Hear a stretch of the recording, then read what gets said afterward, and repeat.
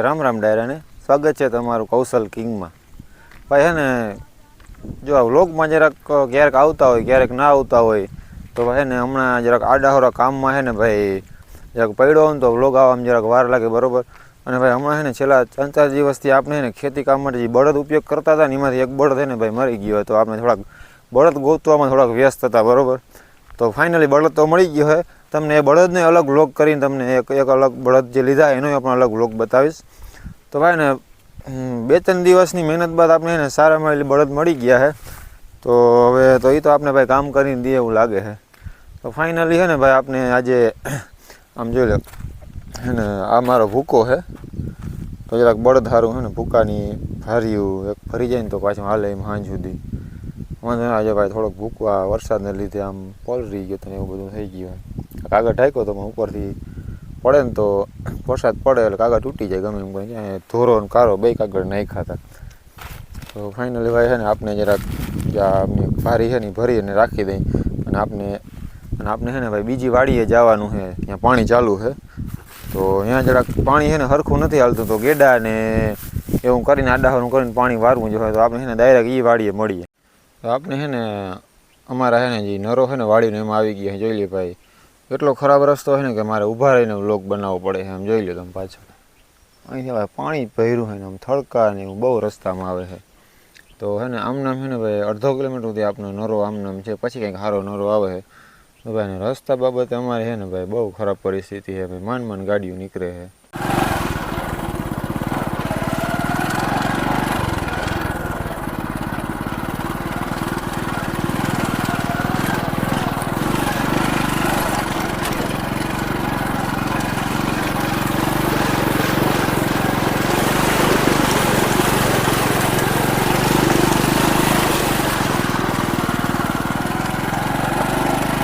Finally છે ને આપણે જે અઘરો નરો હતો ને એમાં નીકળી જાય બરાબર।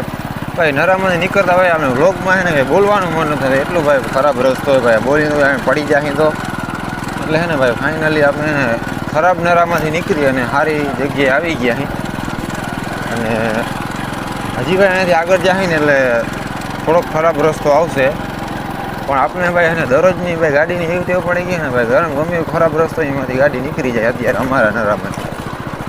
ભાઈ જોઈ લ્યો આ પુલિયું બનાવ્યું નકર અહીંયા હજી ગાડી ના નીકળે આપણે ભાઈ। અહીંયા જે ગારો થાય છે ને ચોમાસા જે નેક્સ્ટ લેવલનો ગારો થાય છે, ફૂલ ગારો થાય છે, એમાં તમારો ભાઈ જોઈ લે આમ ગાડી કેમ હાંકીને જાય બસ ભાઈ। જો અહીંથી છે ને હવે ફર્સ્ટ ક્લાસ રસ્તો હોય, જોકે થોડોક રસ્તામાં ખાડા ખેડ ભાવે પણ અહીંથી પાણી નથી એમ બીજી કંઈ નહીં ભાઈ છે ને આપણે હવે સીધા છે ને વાડીએ મળીએ, કેમ કે જરાક ઉતાવળ આપણે કરવી જોઈએ પાણી પાવામાં, આજ મોડું થઈ ગયું જરાક મોટર છે ને ભાઈ મોડી ચાલુ થઈ ગઈ બરાબર।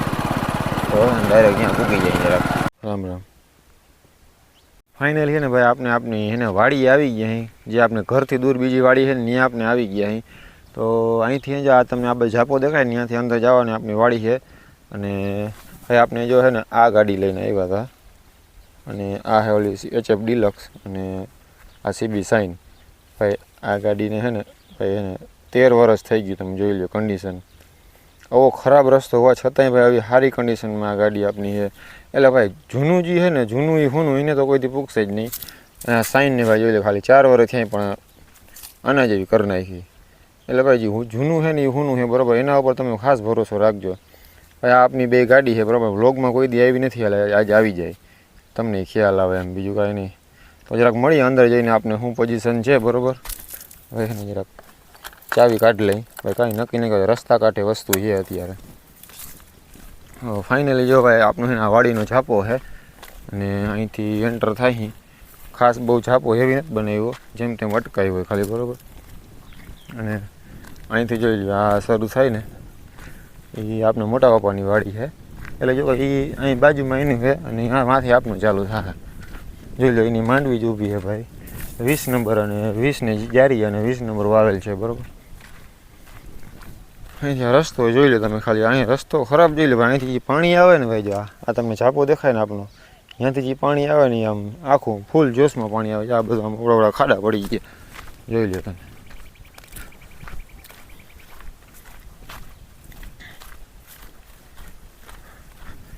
એ જો આમ ખોળ કેવડું થઈ ગયું જોઈ લો ભાઈ, આમાં કાંઈ દેખાતું નથી ભાઈ. આમાં જે જીવ જે ઊભું હોય ને તો કાંઈ ખબર ના પડે એ રીતનું ભાઈ થઈ ગયું હોય બરાબર. વરસાદ એવો પડ્યો ને આમ જોઈ લો, બે કોરના ચીલા છે ને આમ નીચા થઈ ગયા, વચલી જગ્યા છે ને મધર થઈ ગઈ. તો ભાઈ વરસાદનું પાણી જે ધારમાંથી આવે છે ને એ બહુ આવે, બીજું જગ્યાનું એટલું બધું પાણી નથી આવતું. ઓહો જોઈ લો તમે, આમાં ભાઈ કાંઈ હોય ને જીવજત બેઠું હોય ને તો કાંઈ ખબર ના પડે એ જાતનું થઈ ગયું ભાઈ. જોઈ લો આવડો ખાડો થઈ ગયો આમ. અને ભાઈ ફાઇનલી છે ને ભાઈ આ સેટો દેખાય ને ત્યાંથી આપણી વાડીને શરૂ થાય છે બરાબર આખું. જોઈ લો માંડવી 20 નંબર અને ભાઈ પુણ્ય વાવેલ માંડવી છે બરાબર. જોઈ લો તમારી ભાઈ નજર ના પૂગે ને આમ જો સામે ઝાડું દેખાય ને ત્યાંથી આખો આમ પટ્ટો લઈ લ્યો, એમાં સામે ઓયડી દેખાય ત્યાંથી આમનો ભાઈ બધું આપનું છે બરાબર. હા તમારો ભાઈ એટલે આપનું કોઈ ઓલી પોરો નથી કરતા પણ આટલી વાડી છે એમ તમને લોગમાં બતાવું હું. તો ભાઈ ફાઇનલી છે ને આપણે આપણી વાડીમાં એન્ટર થઈ ગયા છે અને જોઈ લઈ કે ભાઈ પપ્પા છે ને ક્યાં પાણી વારે છે ને એને હું ગેડાનું સેટિંગ કર્યું છે એ જરાક જોઈ લઈ બરાબર. તો હે ને હવે જરાક થોડુંક ગેડાનું કામ એને પતાવી લઈ, તમને દેખાડું ભાઈ કઈ રીતના ગેડા આન તેને બધું શું કરીએ અહીં. જોકે અમુક મારા સબસ્ક્રાઈબર છે ને એ બધા ખેતીવાડી તો કરતા જ હશે એટલે મારે ખાસ કાંઈ એવી જાણકારી દેવાની જરૂર નથી, પણ આપને જોઈએ શું કઈ રીતના થાય છે. તો હે ને મિત્રો હે ને ફાઇનલી પાણી છે ને ચાલુ છે અત્યારે. જોઈ લો ખાલી તમે પાણી જોઈ લ્યો. અમે જરાક પગ ધોઈ લઈએ રસ્તામાં, ઓલું પાણી ઉડ્યું ને તો ગારો થઈ ગયો એટલે એ જો હે ને આમથી આમ ગેડો પાથરી ને વાવેથી સીધું અહીંયા પાણી લીધું છે. તો આમાં છે ને અહીંથી ચરાડ ને એવું છે એટલે પાણી ચડે એમ નથી એટલે અહીંથી સીધું પાણી મૂક્યું છે. એટલે આ રીતના હે ભાઈ વાડીનો આખો સીન જોઈ લ્યો. જ્યાં કંડો છે ને પપ્પા અહીંયા બેઠા છે આખો આમ સીન તો ભાઈ બધી માંડવી જ છે આખામાં. ને ફાઇનલી પાણીનું ને ગેડાનું બધું જોઈને તમારા ભાઈ છે ને જરાક વાવ તરફ છે ને જાય છે બરાબર. પાણી કેટલું હોય ને ભાઈ જરાક એ જોવા. તો તમને એને જરાક મારી વાવ અને કુંડીને બધું જરાક મારા સબસ્ક્રાઈબરોને જરાક વાવને દેખાડ દઉં ભાઈ. અમારી બીજી વાડીની વાવ છે ને એમાં કેટલું પાણી છે ને કઈ રીતના બધું છે બરાબર.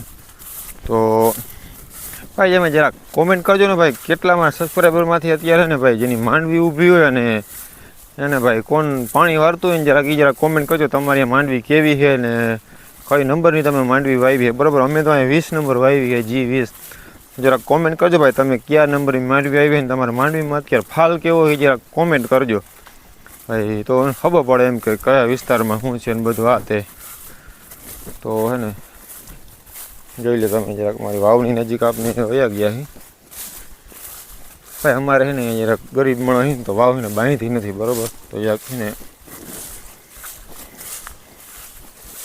ધ્યાન રાખવું પડે જોવામાં બરાબર. થોડુંક પાણી નીકળે છે જે આપણે ઓલો કીડો ફિટ કરવામાં જે ચાપડો લીધો હોય ને થોડોક ઢીલો આવી ગયો હોય તો જરાક પાણી નીકળે બરાબર. આ આપણી ભાઈ જૂનવાણી ઓયડી છે ભાઈ. છે ને ભાઈ ઓયડી છે ને લગભગ છે ને 30-40 વર્ષ થઈ ગયા છે. જોઈ લો આ ઓયડીને ભાઈ. તમે વાવ જરાક દેખાડ દઉં. જો આ રીતના વાવ છે ભાઈ. આમ બાંધેલ નથી ને તો આ દર વર્ષે ને એટલી આમ ભેખડ પડતી જાય છે ભાઈ. બાંધેલ નથી એટલે ખાસ નથી ભાઈ. અમે તો બાંધી નથી પણ તમે તમારી વાવને ચારેક વર્ષથી બાંધી લેવી એમ. તો ભાઈ પાણીની હજી એટલી આવક છે અને સામે દેખાય ને ઓલો નળી દેખાય અહીંયા આપણું બોર છે. તો જ્યારે આમાં પાણી પૂરું થાય ને ત્યારે બોરમાંથી આપણે પાણી ચાલુ કરીએ એ રીતના બધું છે. જોઈ લો અહીં તમને મારી વાડી દેખાડ દઉં. અહીંયા આ બાજુ વાડ છે અહીંયા પૂરું થઈ જાય એ રીતના છે.